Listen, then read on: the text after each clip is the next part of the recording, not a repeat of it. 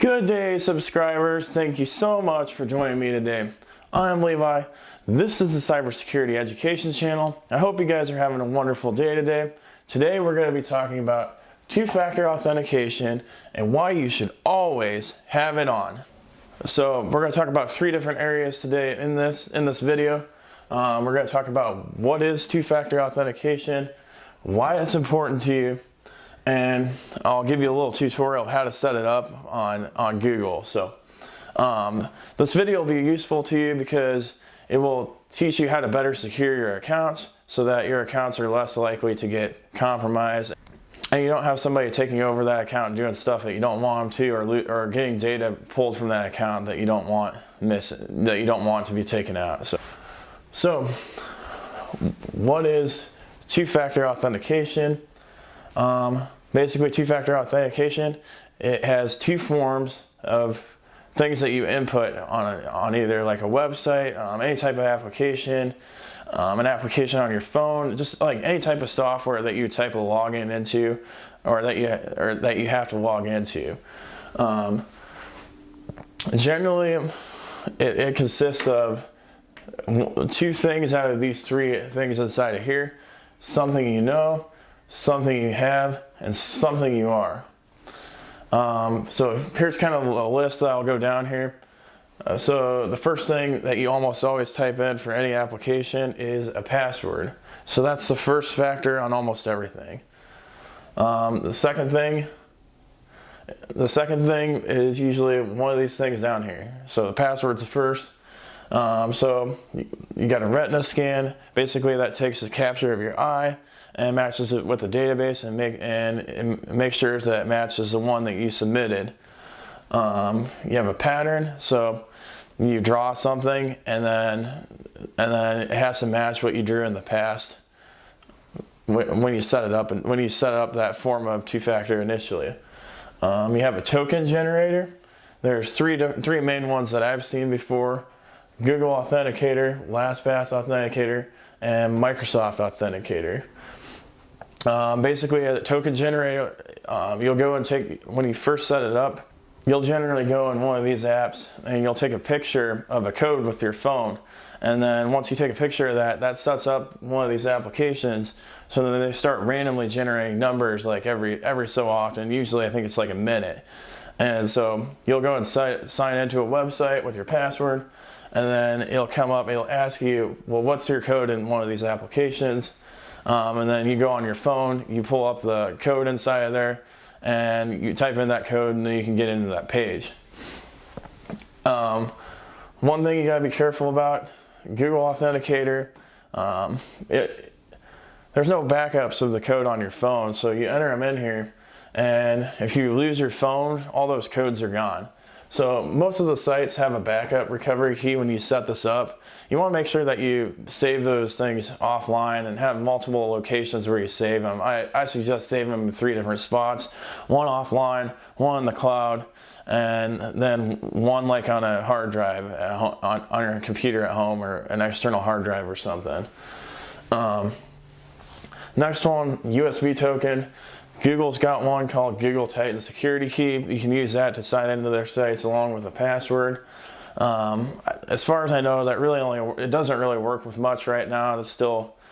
There's more and more things supporting it. I know it works for sure on Google. I think it originally only worked on Google Chrome. I saw an article the other day that it looks like Microsoft Edge and Firefox are going to be doing support for that. So I would expect this to kind of possibly be the thing in the future, maybe where more and more sites are supporting it. The only problem with this is, like, if you have a mobile device and you want to type it in on and you want to use that on your mobile device here, you're not going to be able to use that because mobile devices don't support USB keys. So that's kind of a problem with that one. A fingerprint, that one's pretty obvious. Most of the phones have fingerprint scanners on where you just stick your finger on it and boom, you're in. Most phones have that. So you can type a password in an application and then it can request a fingerprint too. The next one, text message. So you go and sign into a website, it sends you a text message with a code, and then you enter that code in on that website and you can get in. Email, same thing. You get an email with the code when you sign into the site. You can also have one based off your location. That's usually not a second factor though. That's actually a third factor in multi-factor authentication, which is just basically instead of using 2 factors, you use more than one. So we're not going to talk about, we're just talking about 2-factor. And then you also have the option of sending to a device. Microsoft Authenticator will do this where you'll sign into a website, you'll type in your password, and then you click the approve button and it'll let you in. Also on that, at least on the Microsoft one, it seems like once you've signed in with your device once, if you log out and then have to sign back in again, a lot of times they'll just let you press the approve button and boom, you're in. So that's kind of nice. I just want to mention something real quick on this list here. Text message is by far the least secure method here. Basically what can happen is somebody can go ahead and call your cell phone provider and take basic information that you have on the internet, and they can use that information to hijack your cell phone account and transfer your cell phone account over to their cell phone, and basically their phone is acting as your phone, which is a big problem when you have text messaging enabled for your second factor, because let's say that they know what your password is, they pulled it from a database online that was breached. Well, if they have your phone ported, if they have your text messages coming to their phone, boom, it's easy for them to get in with that second factor. All they gotta do is type in your password that they already know, and and the secure code is going to their phone, and boom, they're in, right? And the sad thing is this seems to happen a lot. The cell phone carriers don't require enough information, and they don't do enough checking and question asking to prevent people from hijacking your cell phone account. So I highly advise not using the text messaging route. If you can, I would use something else like a token generator or something like that. The other thing with text messaging is it's not encrypted in between your phone and the cell phone tower. So if somebody jumps in the middle, like if they set up a fake cell phone tower, which isn't terribly complicated for somebody that really wants to get your stuff, they can sniff that code off and log in too if they were able to crack your password and they knew what it was. So don't use text messaging whenever possible, and try not to use email too. Email's not secure either, so in between. So the same thing can happen. Somebody could say in between your computer that you're checking your email on and the server that you're connecting to. So try not to use those two. For me personally, I use token generators for almost everything with a password. It's just super easy. I use Google Authenticator, which I know I talked about backup recovery keys. I have mine backed up. I've been thinking of using something else. I also have Microsoft Authenticator too that sends me codes and stuff like that. But I should be using something else like Lastpass, where I can log into it and it saves it. So if my phone dies, then I don't have to worry about it. There can be security issues with that too. Another thing I want to point out here, so we talked about something you know, something you have, and something you are. So examples of something that you know on this list, a password and a pattern would be things that you know. Something that you have would be a token generator, a USB token, text message, email. The codes that you get from those are something that you have. Sending to device would be one too. And then something that you are would be a Retina Scan, and a fingerprint is something that you have on here. Speaking of fingerprints, you want to be really careful when you're taking a picture. If you hold your hand up here and you flip it the other way, which I'm not going to do, somebody could they could zoom in and take a screenshot of that fingerprint and use that to authenticate into something. So something to be aware of. I've seen some news articles on that, so something to think about. Try not to put your hand up the other way and wave, okay? Tell that to your family members and see what they think about that when you're taking a picture. I'm sure they'll be happy. All right, so we went over what two-factor authentication is. So now, why is it important? Data breaches are on the rise. They're going way up. You know, you look in the news every day now, it seems like there's some type of major data breach. And as there's more and more and more data breaches, the collection of passwords that are getting built up in the databases where people can go and search against is going up and up and up too, you know. And just having a password now, it can be easily hacked into now. Which leads us into our second point. You have to compromise two things instead of one. So now just having a password with two-factor authentication just isn't good enough. Now you got to break into one of these other things too, which makes it much harder, you know, and hopefully you'll be less of a, you know, if you have two-factor turned on, you'll be less of a target because somebody will be like, well, I don't want to figure out how to break the password and try to figure out what pattern they had or what their number is when it changes every 60 seconds or whatever. So, you know, it makes it harder. And then the other thing is, most users set easy passwords. I've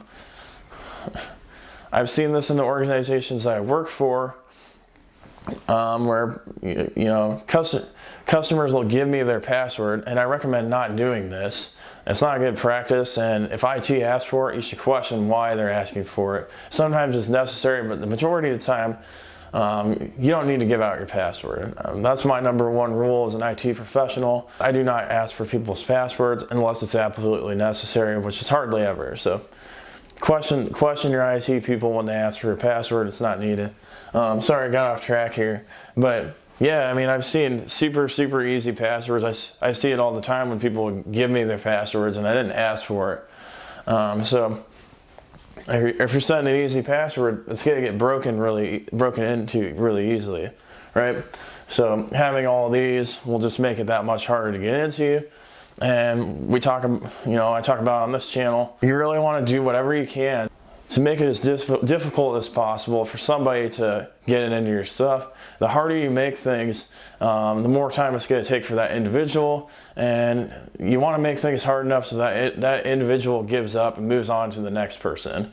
If you have a password and if you have two of these things set up and somebody else doesn't, guess what? There's probably more of a chance that they're just going to move on to the next person that just has a password because they're easy, right? And then another thing is, you know, down here you're like, well, how do I set a hard password, Levi?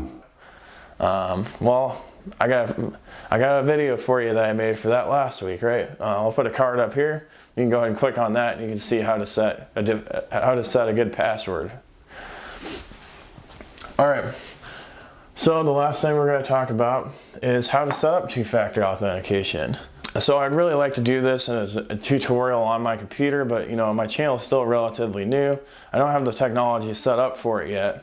So I'm just going to show you a screenshot from my tablet here of how to set it up and kind of work through it. So hopefully you get a general idea of how to set up two-factor authentication. This is specifically talking about how to set up two-factor authentication on a Google account.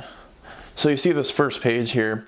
It says, how do you sign in with two-factor authentication?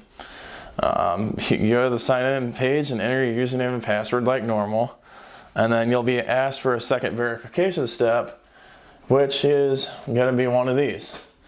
More than likely on Google, you'll have one where you'll either send it to your device, or you can have like a token generator or a USB token, or a text message or an email. I don't believe that Google supports Retina scans or patterns or fingerprints, so I think if you're not in a certain location, it will be suspicious and it might prompt you for more stuff. So then we go here, and you're like, well, how do I sign in with the security key? So we click on that. Using a security key for two-step verification. This is basically specifically talking about the USB port, that Google Titan security key that we were talking about. So you can buy a security key from the Google store here. We got this nice little dongle thing. I actually don't have one of these. I probably should get one. It'd be pretty neat to try. But yeah, you basically just have this thing plugged in there, you sign into your account, and then by having that thing plugged in, it will let you log into your Google account that way. To add it, you have to click on your name. I believe it's usually up in like the upper right hand corner. And then once you get inside of there, you go to the security settings, you click on two-step verification, and you click choose another option, you add a security key in there. And then you want to do this important step here of adding the recovery info. You want to download that recovery key and put it in 3 different places. One offline, one in the cloud, and then one wherever else you want it. And down here it talks about if you lost your security key, you can use the second step like verification codes, Google prompts, backup codes, or a different security key that you've added to your account, or a registered computer that you previously chose not to be asked for a verification code. So you could actually have 2 security keys, so if you lose one, you have the other one to verify. So that's how you set up that USB key. You have a similar process set up for the phone prompts, basically, so it'll just prompt you on your device to sign in. So, assuming that you have a compatible phone, you just have to have the Google app or the Gmail app. You gotta go and make sure that you turn it on. The same process as before. You go back to that security screen. You go up in the upper right hand corner, click on your name, go to the security options, and then go to the set up add a two-factor authentication. And then you just pick sign in, you just pick the phone prompt option. And then basically from there on, when you sign into a device, it'll prompt and say, hey, do you want to approve this? And it'll let you into the device. If you have when you're signing into a device, if you have a trusted device, you can check there's a box that you can check where it will let you sign in without having to do the prompt every time. So that's kind of how to set up the USB key and how to set up the send to device option.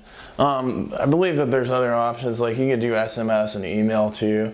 You just have to look under that second factor, add a second factor section. So today we talked about two-factor authentication, why you should have it on. We talked about what two-factor authentication is. We talked about why it's important, and we talked about how to set it up.